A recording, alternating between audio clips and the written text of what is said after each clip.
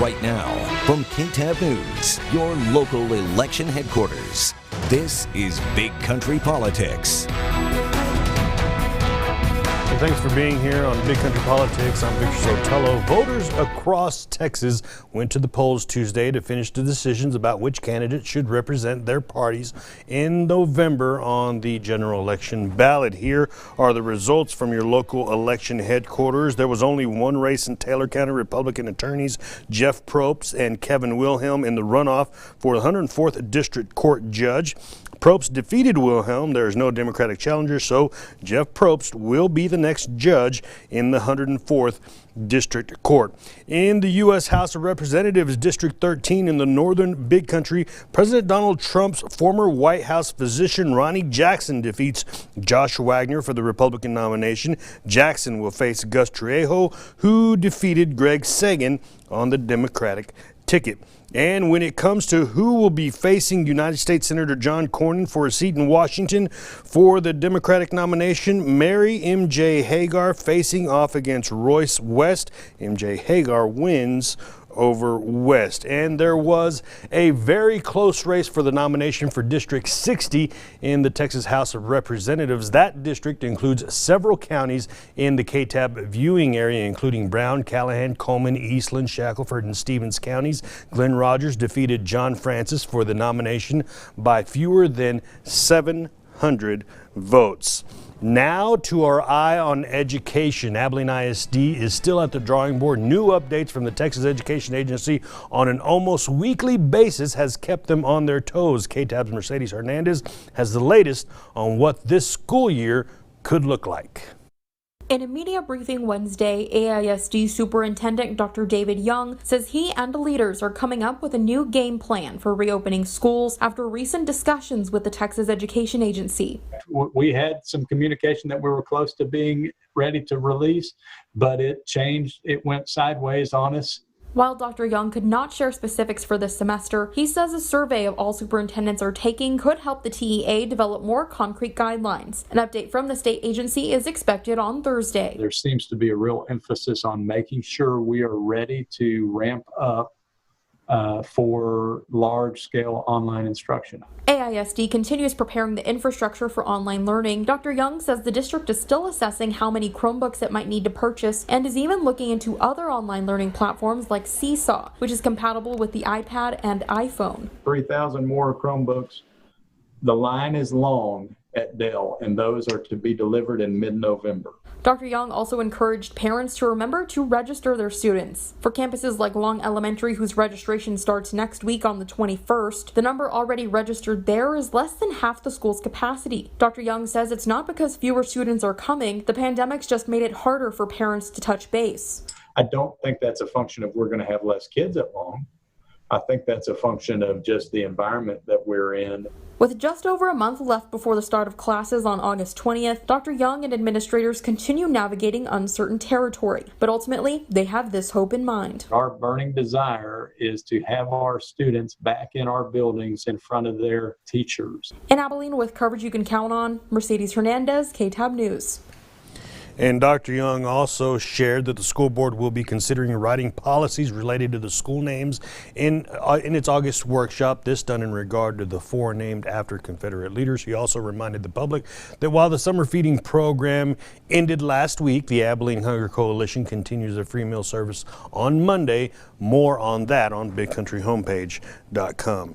And COVID cases are still on the rise, and now including rural areas. That puts even more stress on medical care and hospitals in small towns. KTAB's Dan Booth has been doing some checking on that for us.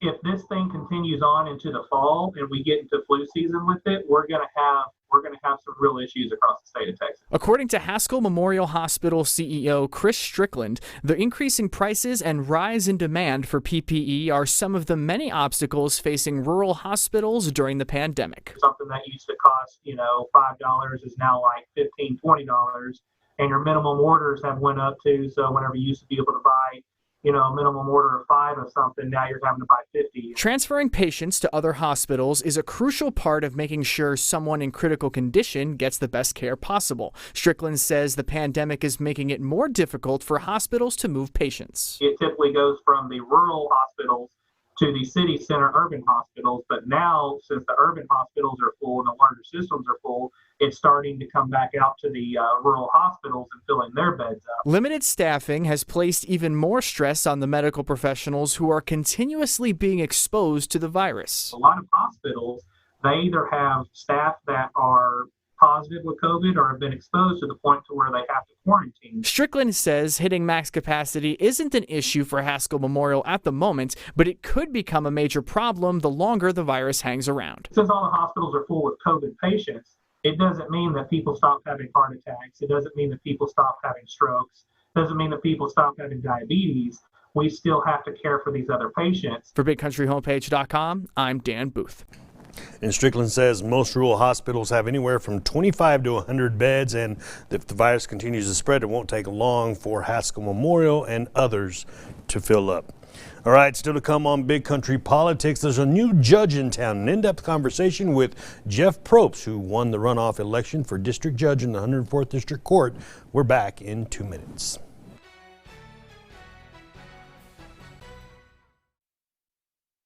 Big Country Politics on KTAB continues.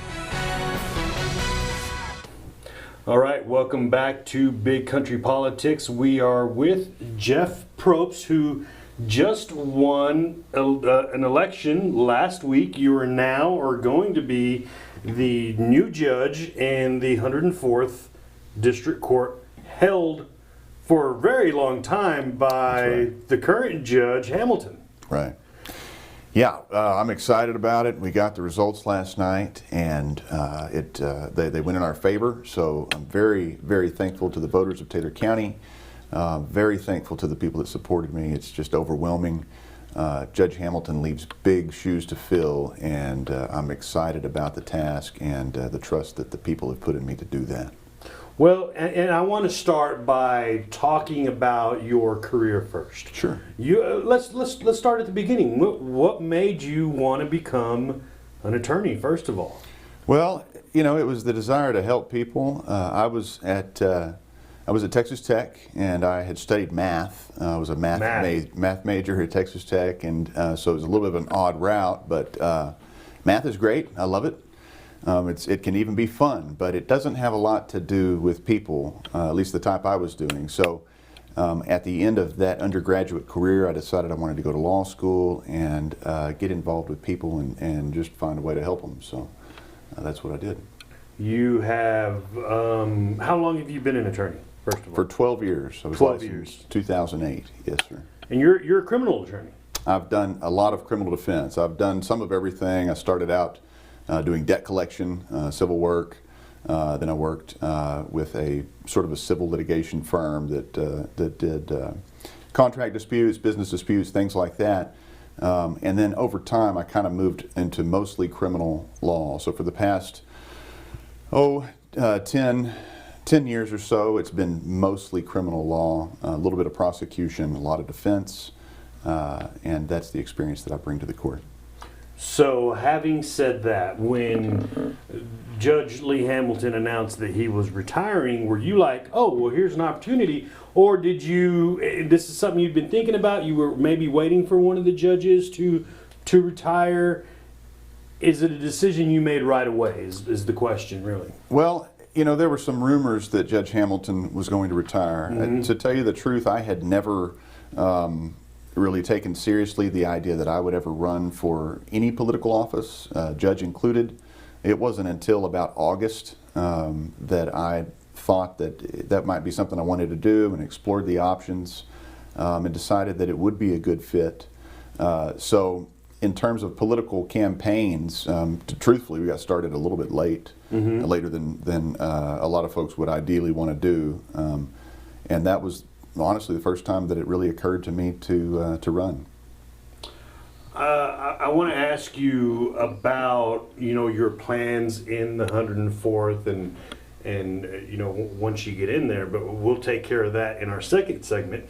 What I want to talk to you about now is your wife has been on the show. Right. When she first became a judge, an associate judge, I guess. She is associate judge. That's over right. in family court. Right.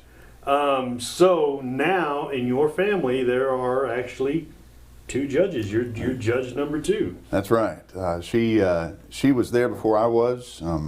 I have the good fortune of being married to a wonderful lady who is intelligent and very thoughtful and does a great job at what she does. And she was selected for that position. She didn't run for election. It's an associate position, so it's actually appointed by another judge who's out of Midland, the administrative judge for this region. But yeah, that's kind of a novelty. People have been talking about that, right. That we have 2 judges in one family, and we're excited about it. Nobody is happier than my wife for yesterday's results. So as you look forward to taking that office, what are your initial thoughts? I mean, without having stepped in there yet, I know you've been in that courtroom as a defense attorney, but what are your initial thoughts before we get into your plans for that office? Well, it's like all the courts, there is a docket that there's got a lot of cases. We need to take a look at those and see, take a look at if they're being moved efficiently, what we can do to improve that. Obviously, the virus situation has not helped to move things through the courts. In fact, there's been really a sort of a standstill in a lot of ways. There's some movement over there. I don't mean to say that there's not any, but it's really slowed down. So that's one of my big concerns, is taking a look at that, and of course that situation is still kind of fluid with governor's orders coming out, and I think everybody feels like we don't know if August is going to look more like April or more like March right now. So that's one of my thoughts going in. And I think August was the time that is set right now for actually jury trials to start again, although it's not looking like they will, but that was the set date, wasn't it? Well, I had heard that, that August was a date that we might start having jury trials. My understanding of that right now is that to have a jury trial in August is still very difficult to comply with the Office of Court Administration rules. There are rules in place about how far apart people have to sit, and it requires a really big room because a trial takes a lot of people.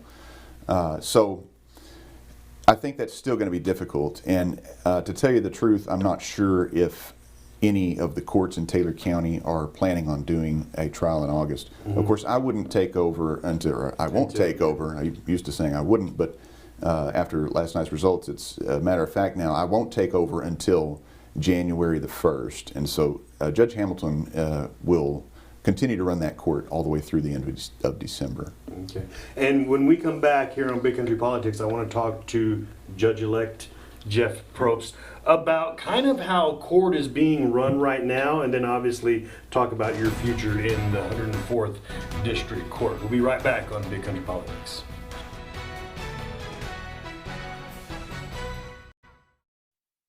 Big Country Politics on KTAB continues.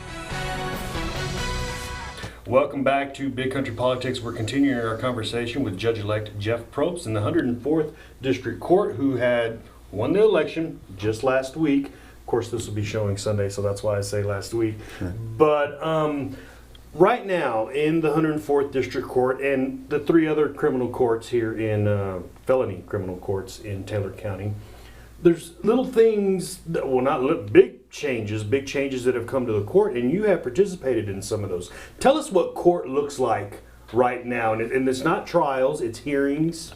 Sure. Right? Sure. You're talking about with respect to coronavirus. And, yeah, exactly. Yeah. So right now, if you go into the courts, there is some plexiglass that's been put up.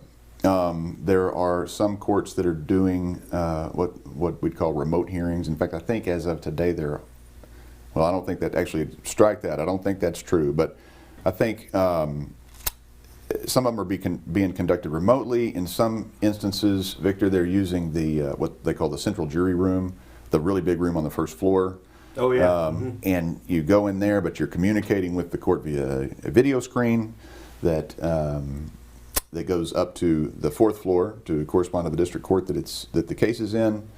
There are masks inside the courtroom, and so it looks, it looks a lot different than what we've seen in the past.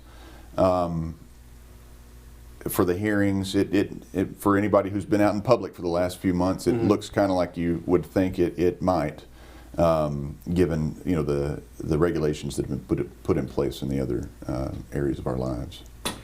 I want to ask you about the public perception of what a judge actually does. Sure. Because with social media now, a lot of people can weigh in on a verdict, a sentence, and a lot of people blame judges. I mean, you guys and you will, and the judges over there preside over a hearing or a trial, and most of the time, it is members of the public who are handing down these sentences, who are handing down these verdicts.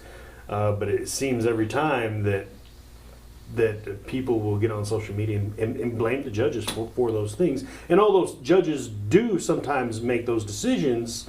A lot of it is the public. Talk about that a little bit, if you can. Sure. Yeah, it's and it's a deal where if you've never been in a court, and I'm talking about criminal cases here, I think that's what you're mostly referring to. If you've never been in there, and hopefully you haven't. I mean, most people haven't. There's a little bit of it just takes seeing it a few times to kind of understand. So in almost all of your criminal cases, the trial of the case, which is where the ultimate issues are decided, guilty or not guilty, almost always is by a jury. Either side, the defense or the state, can request a jury, and that is a constitutional right. So the jury almost always makes that decision. When someone is found not guilty or guilty, you can just about bet every time that a jury is the one that did that, which would be 12 people in a felony district court, a jury of their peers. The judge's job in that case is to preside over the trial. One of his main jobs is to make sure that the rules of evidence are followed. There are very rules that they give you a headache to read, but they're technical and they're meticulous. The rules of evidence handed down by the Supreme Court. The judge has to make sure that they're complying with those. Where a judge is, one place that a judge is often more involved is in the sentencing.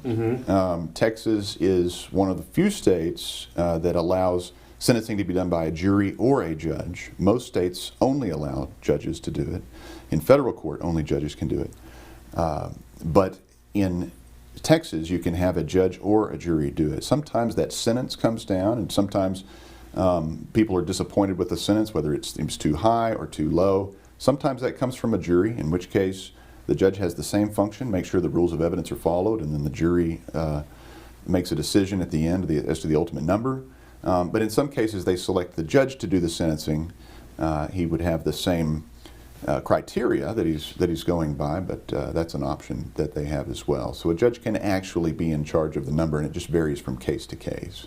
And those are just some of the questions that I've had, and watching the public interact on Facebook about these cases. Now I want to give you a chance to talk about stuff that you think maybe you want to tell the public. Do you anything you want to mention? With respect to whatever you want. I'm just giving you that chance to put that out there. Yeah, it's just an honor to be selected. It's really one of the great honors of my life. What I hope to do, we don't have a perfect justice system. There's no such thing. But what I hope to do, and I'm certainly an imperfect person, but what I hope to do is to do my part and work as hard as I can to make sure that justice is as close to perfect as we can get up there. I don't have total control over everything as the judge, but I do have more control than most people. So my job, as I see it, is to try to strive for perfection in each case as to my role.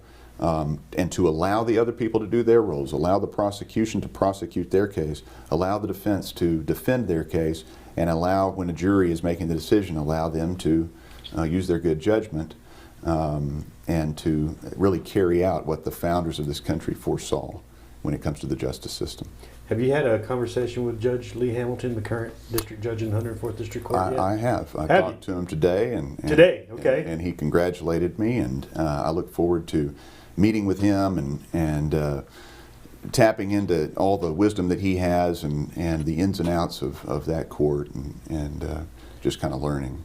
And how is that takeover, not takeover, but how is that transition handled? I mean, because he's been in there so many years, certainly since I've been doing this for 18 years. Right. He's been in that courtroom. What is that transition like, I wonder? Well, I think that it's, the thing about Judge Hamilton is he carried out a lot of the administrative duties for all of the courthouse, not just his court. He was what they call the administrative judge.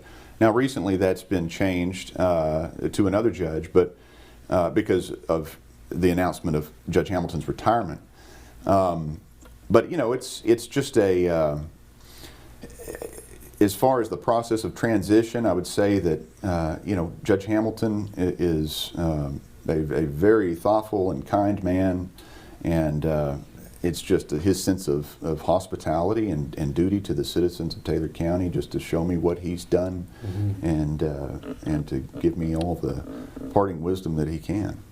And he's got a lot of it. He's been there for a while. Yes, sir, he has. All right. Jeff Propst, Judge-elect in the 104th District Court, and we will be back on Big Country Politics.